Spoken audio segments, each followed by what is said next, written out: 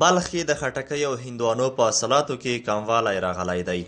سږکال د بلخ ولایت په چهاربولک ولسوالۍ کې د تیرو کلونو په پرتله په څو برابره زیاته اوبیزې ځمکه باندې د خټکۍ او هندوانو پالیزونه کرل شوي دي، خو په حاصلاتو کې کموالی راغلی دی. د چهاربولک ولسوالۍ یو شمېر کروندګر د خپلو پالیزونو له حاصله خوښ نه برېښي. وایي په مارکیټونو کې د خټکۍ او هندوانو بازار سوړ دی او ښایي خپل لګښتونه هم پوره نه کړي. دوی له حکومتي مسؤلینو څخه غواړي چې معیاري سړکونه دې ورته جوړې کړي، تر څو له یو څه مودې ساتنې وروسته به یې اجناس په بازارونو کې په لوړه بیه وپلورل شي. پالیزونه یو خو د اوبو ډېر کمبود ته موږ چې اوبه نشته او اوبه نه لرو، او بل حاصلات داسې نه دی لکه سابق، او بازارونه ډېر ارزانه دي، شی جنس ارزانه دی او کوم شی چې موږ اخلو هغه ډېر قیمته دی.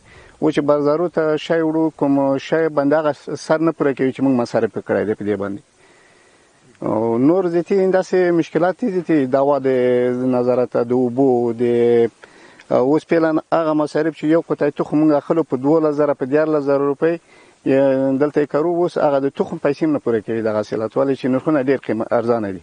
او د حکومت نه موږ دا غوښتنه ده چې سرطخانې جوړې کړي او بازاریابي داسې یو شی جوړ کړي چې موږ مال په ښه پروش ته ورسي، هغه دهقان روش پیدا کړي چې کار په مخ بوځي. ورته مهال د یادې ولسوالۍ یو شمېر بزګران هم د خپلو لګښتونو د نه پوره کېدا خبره کوي. دوی وایي که مسؤل چارواکي د کرنې په برخه کې ورسره مرسته ونه کړي، نو دوی اړ دي چې د کاروبار لپاره بهرنۍ هیوادونو ته ولاړ شي. امسال بازار ضعیف است، خوب نیست، همه پوره نمیتونیم ما خرج و مصرفمونه. دیگه ما از مسئولین میخواهیم در ما یک کمی کمک و همکاری بکنن، در سالهای آینده ما بتونیم همه کارمان پیش ببریم. اگر کمک نشوه ما دیگه نمیتونیم کارمان ادامه بدیم، مجبور هستیم که دوباره پس در ایران بریم یا پاکستان بریم، همینطور در کشورهای دیگه پس دوباره دنبال کار بریم. مسئولین با ما همکاری بکنن که تا ما بتونیم همه کارمان ادامه بدیم. بل لور ته د بلخ د کرنې مالدارۍ او اوبو لګونې رئیس مولوي شمس الله خالد وایي سږکال بلخ ولایت کې د اټکل له مخې په 11 هکټاره ځمکه باندې خټکي کرل شوي چې 15 سلنه کموالی راغلی دی، او همداراز په 13 هکټاره ځمکه باندې بیا هندوانې کرل شوي چې د تیر کال په پرتله 3 سلنه کموالی پکې راغلی دی.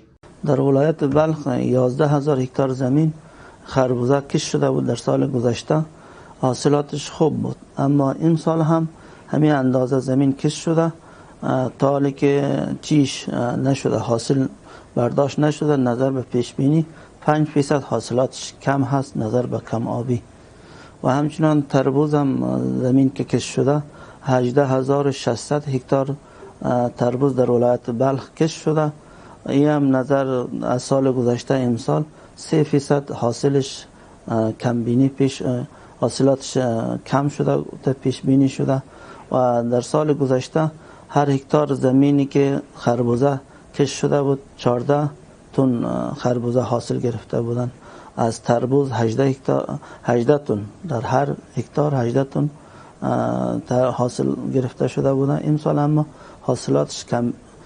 د معلوماتو له مخې سږکال په بلخ ولایت کې په 28 هکټاره ځمکه باندې د خټکیو هندوانو پالیزونه کرل شوي دي چې 400 زره چونه حاصلات به د هیواد بازارونو ته وړاندې کړي. نن موږ د بلخ ولایت چهاربولک ولسوالۍ ته د خټکیو هندوانو تر څنګ راغلي یو. سږکال حاصلات د پام وړ دي، خو په بازارونو کې د پیر او پلور کمرنګه دی. بزګران او همداراز کروندګر په حکومتي مسؤلینو باندې غږ کوي چې نړیوال بازار ورته پیدا کړي او همداراز سړکونه هم ورته برابرې او جوړې کړي.